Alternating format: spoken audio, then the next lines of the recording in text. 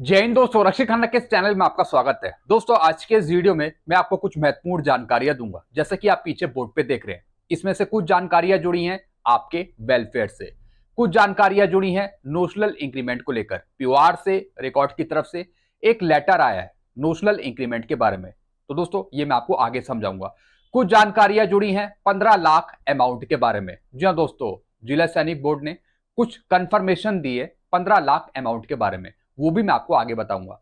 कुछ जानकारियां जुड़ी हैं स्पर्श के पेंशनर के लिए। जी हाँ दोस्तों, जो स्पर्श से पेंशन ले रहे हैं, तो स्पर्श ने एक दो लेटर जारी करे आपके वेलफेयर के लिए, वो भी मैं आपको आगे बताऊंगा। कुछ जानकारियां कम्यूटेशन को लेकर हैं, तो वो भी मैं आपको आगे बताऊंगा। तो दोस्तों, यही सब जानकारी है जो मैं आपको देने वाला हूं, इसलिए इस वीडियो को आप शुरू से लेकर आखिरी तक देखेगा और अपने ग्रुप में भी शेयर कर दीजिएगा। वीडियो में आगे बढ़ने से पहले एक छोटी सी अपील कर रहा हूं, अगर आप पहली बार मेरा चैनल देख रहे हैं या फिर ये वीडियो देख रहे हैं, तो आप मेरे चैनल सब्सक्राइब भी कर सकते हैं, जिसका नाम है रक्षित खन्ना, क्योंकि ऐसी जानकारियां, ऑथेंटिक जानकारियां आपको मिलती रहती है इस चैनल के माध्यम से। चलते हैं दोस्तों, आगे बढ़ते हैं।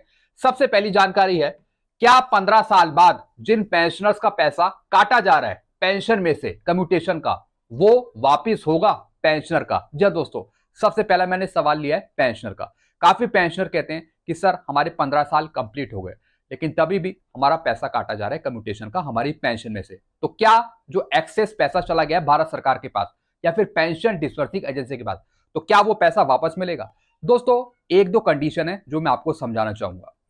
दोस्तों, अगर आपका एक्सेस पैसा भारत सरकार के पास चला जाता है, पेंशन डिस्बर्सिंग एजेंसी के पास चला जाता है गलतियों के कारण, तो दोस्तों वो पैसा आपको दिया जाता है। जी हाँ दोस्तों, उसके लिए आपको शिकायत डालनी पड़ती है अपनी पेंशन डिस्बर्सिंग एजेंसी को। भले ही आपके 15 साल कंप्लीट हो गए, लेकिन उसके बाद भी अगर आपका पैसा काटा जा रहा है, तो दोस्तों जितना कट गया, एक्सेस चला गया, वो आपको वापस मिलेगा। बिल्कुल दोस्तों, आप वो पैसा सूद समेत वापस ले सकते हैं। फिर दोस्तों, दूसरी कंडीशन है, जैसे पेंशनर्स को एमएससीपी मिल गई या फिर कोई नोशनल इंक्रीमेंट मिल गया, तो दोस्तों उस कंडीशन में 15 साल के बाद भी आपका पैसा काटा जाएगा आपकी पेंशन में से कम्यूटेशन का। क्योंकि दोस्तों, जो पीरियड है वो बढ़ जाता है जब भी आपकी पेंशन रिवाइज होती है। हालांकि दोस्तों, ये सिर्फ दो मामले में होता है, एक तो नोशनल इंक्रीमेंट, दूसरा एमएससीपी। आपने बहुत से केस देखे होंगे जिसमें पेंशनर को बाद में एमएससीपी मिली, उसके बाद उनका पीरियड चेंज हो गया, यानी 15 साल था, अब वो 16 साल, 17 साल या फिर 20 साल हो गया, 10 साल और बढ़ गया। या फिर दोस्तों, जो उनका कम्यूटेशन वैल्यू है वो चेंज हो जाती है। तो दोस्तों, ये ठीक है, अगर आपको बीच में कोई एमएससीपी मिल गई, नोशनल इंक्रीमेंट मिल गया, तो आपका पीरियड चेंज हो जाता है और वैल्यू भी चेंज हो जाती है, तो इसमें आपको कुछ करने की जरूरत नहीं है।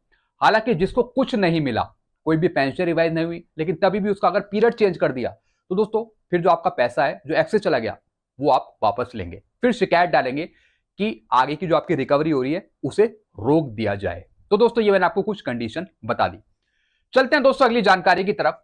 सीडीए पीसीडीए से आया जवाब, पेंशनर को एसीपी देने के लिए। 7 अगस्त 2003 से 31/12/2005 के बीच आए पेंशनर को एसीपी मिलेगी 10 साल से ऊपर नायक की और 20 साल से ऊपर हवलदार की। पीसीडीए ने कहा रिकॉर्ड से कांटेक्ट करिए। दोस्तों, एक मैं आपको शिकायत दिखा रहा हूं। दोस्तों, ये पेंशन ने शिकायत डाली थी, इनकी टोटल सर्विस थी 20 साल 13 दिन, 20 साल से ऊपर की क्वालिफाइंग सर्विस है। दोस्तों, ये पेंशन आए थे 7 अगस्त 2003 से और 31/12/2005 के बीच में, यानी इनको एसीपी हवलदार की पेंशन मिलेगी। इसी के लिए दोस्तों इन्होंने शिकायत डाली थी सीपी ग्राम में, जिसमें दोस्तों जवाब आया है कि आप अपने रिकॉर्ड से कांटेक्ट करिए। जी हाँ दोस्तों, वैलिड डॉक्यूमेंट के साथ। दोस्तों, अगर आपको एसीपी चाहिए, एमएससीपी चाहिए, तो दोस्तों आपको सीधा अपने रिकॉर्ड से कांटेक्ट करना है। जी हाँ दोस्तों, रिकॉर्ड आपका पार्ट 2 ऑर्डर करेगा, उसी के बाद दोस्तों एलपीसी वगैरह जो भी काम है वो सब रिकॉर्ड के थ्रू होगा। तो आपको कहीं इधर उधर जाने की जरूरत नहीं है, सीधा आप रिकॉर्ड को लेटर लिखिए। चाहे तो आप जिला सैनिक बोर्ड से भी कार्रवाई करवा सकते हैं या फिर आप खुद भी लेटर लिख सकते हैं रिकॉर्ड को। हालांकि इन पेंशनर ने सीपी ग्राम में शिकायत डाली थी कि मुझे एसीपी का बेनिफिट दिया जाए। दोस्तों, एसीपी का बेनिफिट इनको मिलेगा। जैसा मैंने आपको बताया, इनकी क्वालिफाइंग सर्विस 20 साल 13 दिन है। तो अगर कोई सिपाही है जिनकी क्वालिफाइंग सर्विस 10 साल से ऊपर है, तो उनको एसीपी नायक की पेंशन मिल जाएगी। हालांकि अगर कोई सिपाही है, नायक है, 20 साल से ऊपर क्वालिफाइंग सर्विस है, तो उनको फिर एसीपी हवलदार की पेंशन मिल जाएगी एज पर एसीपी रूल, उसके मुताबिक। तो दोस्तों, इनको आगे चलकर रिकॉर्ड से ही कांटेक्ट करना है। तो इन्होंने साफ बता दिया जवाब जहां से आया है। दोस्तों, इन्होंने भेजा था पेंशन एंड पेंशन वेलफेयर को। जी हाँ दोस्तों, डीओपीपीडब्ल्यू को इन्होंने ग्रीवांस डाला था। तो दोस्तों, इन्होंने डायरेक्ट ट्रांसफर कर दिया है रिकॉर्ड को कि आप रिकॉर्ड से पूछिए अगर आपको एसीपी चाहिए, वहीं से आपका एक्शन लिया जाएगा रिकॉर्ड की तरफ से। चलते हैं दोस्तों अगली जानकारी की तरफ। फिर दोस्तों तीसरी जानकारी है 15 लाख अमाउंट के बारे में। तो दोस्तों ये जो जवाब है 15 लाख अमाउंट के बारे में, ये किसी जिला सैनिक बोर्ड ने ही बताया है। जी हां दोस्तों, किसी पेंशनर्स को जिला सैनिक बोर्ड ने दोस्तों ये चीज बताई है 15 लाख अमाउंट के बारे में। क्या लिखा है दोस्तों इसमें? ताजा खबर 15 लाख अमाउंट के बारे में। यह योजना उनके लिए है जिनको पेंशन नहीं मिली। जी हां दोस्तों, जैसा आपको पता है एक लेटर भी निकला था, मेरे ख्याल से वो 10 अगस्त का या फिर 12 अगस्त का, जिसमें यह साफ लिखा हुआ है कि 15 लाख रुपए सिर्फ उन्हीं को मिलेंगे जिनको पेंशन नहीं मिल रही। दोस्तों इसके कुछ रूल भी हैं, वो भी मैं आपको समझाना चाहूंगा। शॉर्ट सर्विस कमीशन ऑफिसर्स अधिकारियों के लिए जिन्होंने 1965-1971 के युद्ध में शामिल थे लेकिन पेंशन नहीं मिल रही थी। जी हां दोस्तों इसमें कुछ शॉर्ट सर्विस कमीशन ऑफिसर्स थे, कुछ अधिकारी थे और भी, जिन्होंने दोस्तों 1971 की 1965 की लड़ाई लड़ी थी, लेकिन कुछ कंडीशन ऐसी अप्लाई हुई जिससे वो पेंशन तो आए लेकिन उनको पेंशन नहीं मिली। जी हां दोस्तों, तो इसी पर डीईएसडब्ल्यू डिपार्टमेंट द्वारा, मिनिस्ट्री ऑफ डिफेंस द्वारा कार्रवाई चल रही है। जिनको पेंशन नहीं मिल रही उनको दोस्तों ये 15 लाख रुपए मिलेंगे। हालांकि दोस्तों सिर्फ ये ऑफिसर्स तक ही सीमित है, जो अधिकारी हैं, जो शॉर्ट सर्विस कमीशन ऑफिसर्स हैं, उनको ही इसका लाभ मिलेगा, क्योंकि दोस्तों इनके पास मेडल भी है। अब दोस्तों आगे क्या लिखा है?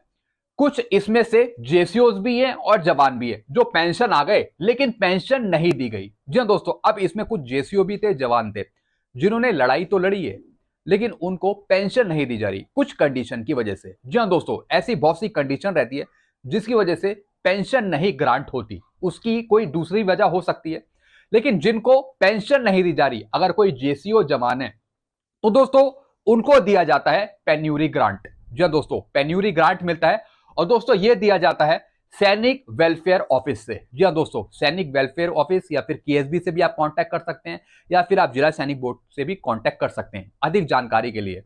जिनको पेंशन नहीं दी जा रही, जो जेसीओ जवान है, उनको फिर पेन्यूरी ग्रांट मिलता है, यानी एक तरीके का ग्रांट है जो आपको दिया जाता है।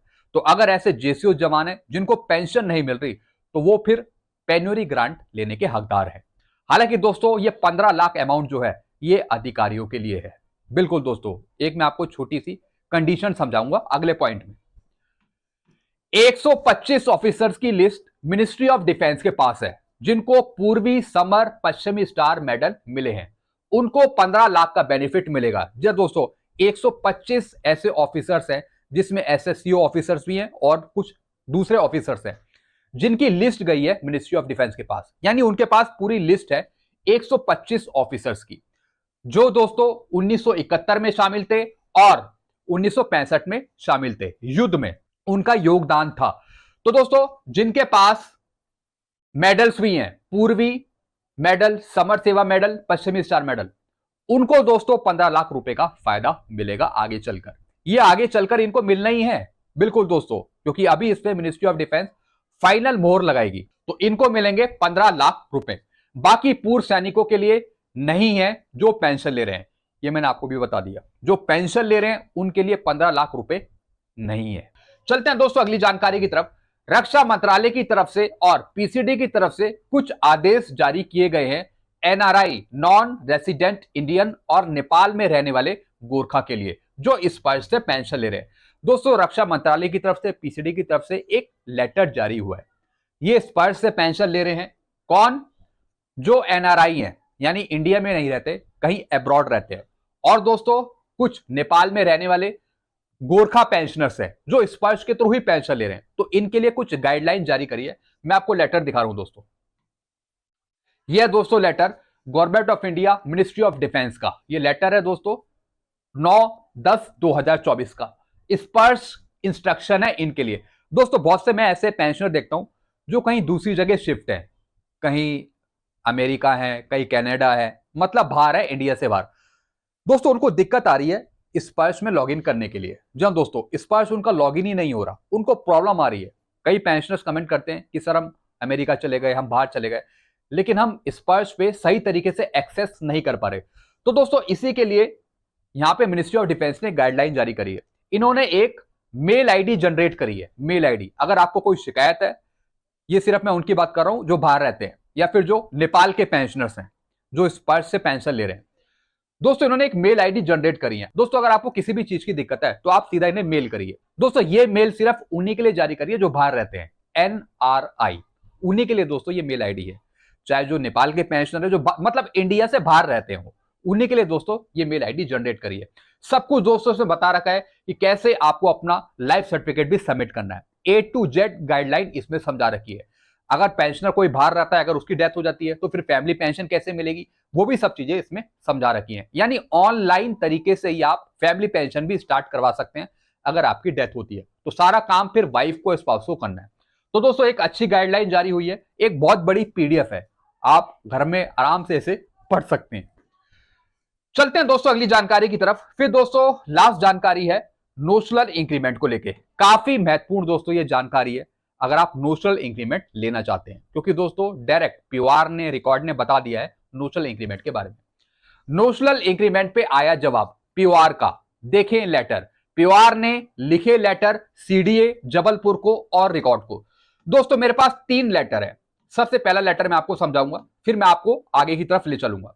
दोस्तों सबसे पहला लेटर है 10/9/2024 का, जो लिखा गया है POR की तरफ से, पे एंड अकाउंट ऑफिस की तरफ से, और यह भेजा गया है CDA जबलपुर को। और क्यों भेजा है?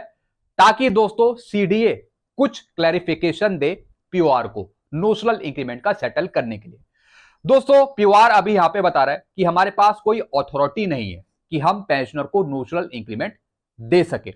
तो दोस्तों यहां पर POR कंफर्मेशन मांग रहा है CDA से।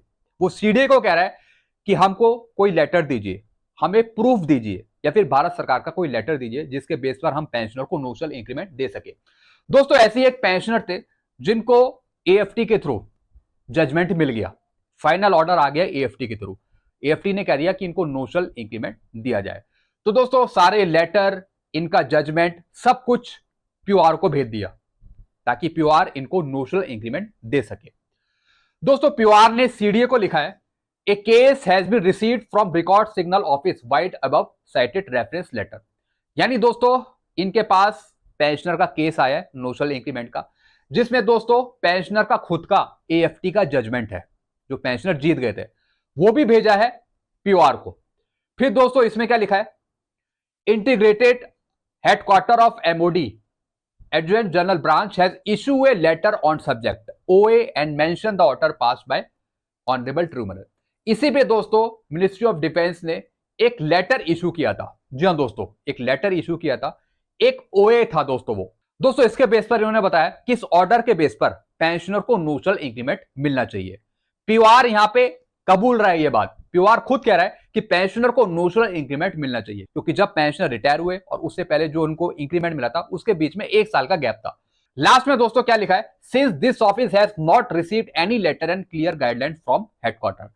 फिर दोस्तों POR कह रहा है, मतलब बता रहा है CDA को कि हमारे पास अभी ऐसी कोई गाइडलाइन नहीं आई है जिसके बेस पर हम नोशनल इंक्रीमेंट दे सके। फिर दोस्तों उन्होंने बताया, further no program are available in the Dolphin system to process notional increment. फिर दोस्तों जैसा आपको पता है इनका एक डॉल्फिन सिस्टम है जिससे ये सारे केस प्रोसेस करते हैं। तो इन्होंने बताया कि नोशनल इंक्रीमेंट का जो भी केस प्रोसेस करना है वो डॉल्फिन सिस्टम में अवेलेबल नहीं है, वो प्रोग्राम डॉल्फिन सिस्टम में अवेलेबल नहीं है नोशनल इंक्रीमेंट देने का। फिर दोस्तों लास्ट में लिखा है, CDA को दोस्तों इन्होंने बताया कि हमें कोई ऑर्डर इशू कीजिए, हमें कोई ऐसी गाइडलाइन दीजिए जिससे हम पेंशनर को नोशनल इंक्रीमेंट दे सके। इन्होंने दोस्तों साफ लिखा है कि हमारे पास बहुत से नोशनल इंक्रीमेंट के केस आ रहे हैं POR के पास।